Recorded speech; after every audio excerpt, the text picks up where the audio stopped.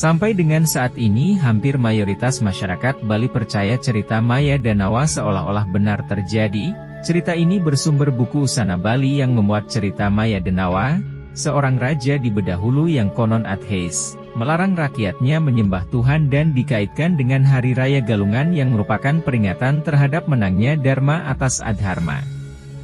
Kitab Usana Bali menyebutkan, Raja Maya Danawa diidentikan sebagai pihak yang mewakili tokoh Adharma di masa silam, sedangkan tokoh Dharmanya adalah Dewa Indra.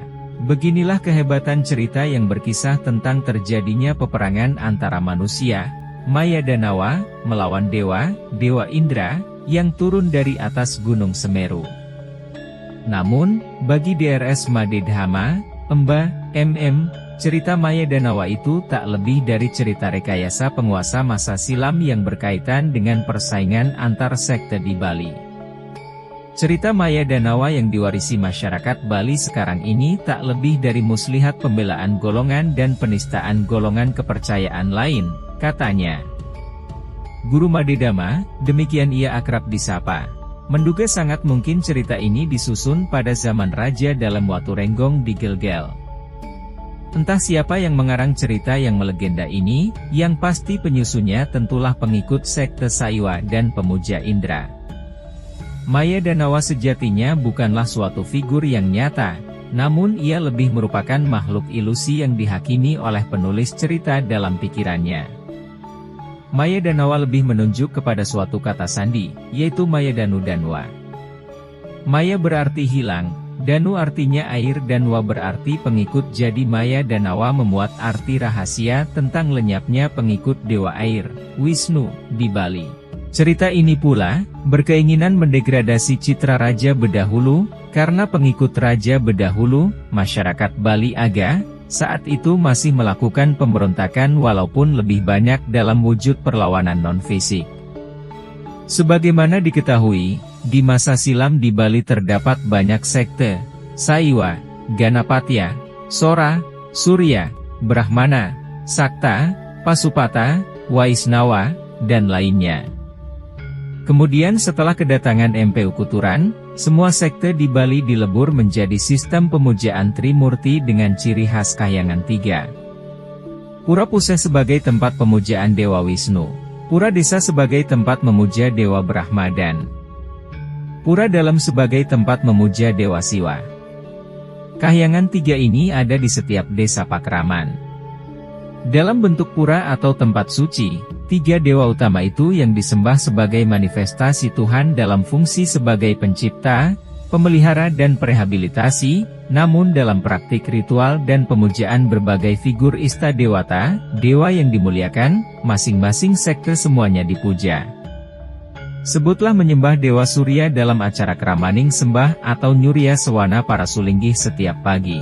Demikian juga Ganesha dipuja dalam upacara pecaruan sebagai dewa penghancur semua halangan. Tapi dalam ritual yang berwarna praktik tantrik rupanya yang dominan adalah pengaruh faham sakti, utamanya Bima Bhairawa.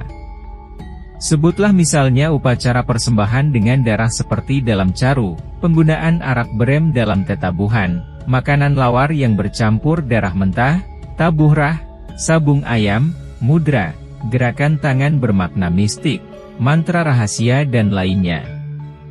Dan dalam amanat Usana Bali, khususnya cerita Jayakasunu dengan tegas menyebutkan kalau perayaan Galungan bersumber dari Dewi Durga, ista dewata pemuja sakti, Dewi. Dalam pandangan Guru Madedhama, kisah Maya Danawa yang menyindir lenyapnya pengikut air, penyembah Wisnu, di Bali adalah hal yang mustahil. Karena praktik Hindu tidak bisa lepas dari kebudayaan air, dimanapun berada. Di India misalnya, umat Hindu melakukan penyucian diri di Sungai Gangga, sedangkan di Bali berbagai ritual memanfaatkan tirta, air suci, untuk melaksanakan upacara. Bahkan agama Hindu di Bali dulu disebut agama tirta, agama air. Inilah unifikasi, berbagai faham telah bersatu padu dalam berbagai praktik keagamaan, sehingga tidak masanya lagi mengedepankan hegemoni salah satu sekte saja. Galungan sendiri menurut Madedhama adalah perang Dharma dan Adharma dalam diri manusia itu sendiri. Ia berkaitan dengan ajaran hukum karma. Jika selama 6 bulan itu kecenderungan-kecenderungan baik lebih banyak dikembangkan, maka dharmalah yang menang. Namun, jika selama 6 bulan itu justru hal-hal buruk mendominasi kehidupan seseorang, jelas tak layak merayakan kemenangan dharma pada hari Galungan. Galungan adalah evaluasi karma selama 6 bulan, jelasnya, dan menambahkan tak ada hubungannya dengan cerita Maya Danawa. Berbeda dengan ulasan Made Dhamma, di tempat terpisah Guru Besar Fakultas Sastra, Universitas Udayana, Profesor Dr. Inyoman Wedakusuma, MS menyatakan, Maya Danawa tidak bisa diuraikan menjadi Maya Danupua. Karena berdasarkan etimologi dan tipologi kata, Danawa itu adalah bahasa Sanskerta kemudian diserap oleh bahasa Jawa kuno. Danawa itu adalah kata tunggal yang berarti makhluk-makhluk gaib sejenis raksasa, daitya dan sejenisnya. Toh demikian, Wedakusuma pun sependapat soal adanya misi politik keagamaan dalam mitologi Maya Danawa ini. Dengan mitologi ini kemudian muncul keyakinan bahwa Galungan harus dirayakan. Berarti apa yang diinginkan pembuat mitologi ini berhasil mencapai targetnya, sebutnya. Ia pun menegaskan, persatuan sekte yang telah disintesiskan MPU Kuturan menjadi Trimurti Paksa kenyataannya belum mengakhiri persaingan tersebut secara sempurna. Persaingan sekte itu terus berlanjut dengan mengambil saluran atau media baru. Salah satunya lewat karya sastra, jelas Wedakusuma yang telah meneliti secara khusus Kakawin Usana Bali yang bercerita tentang Maya Danawa.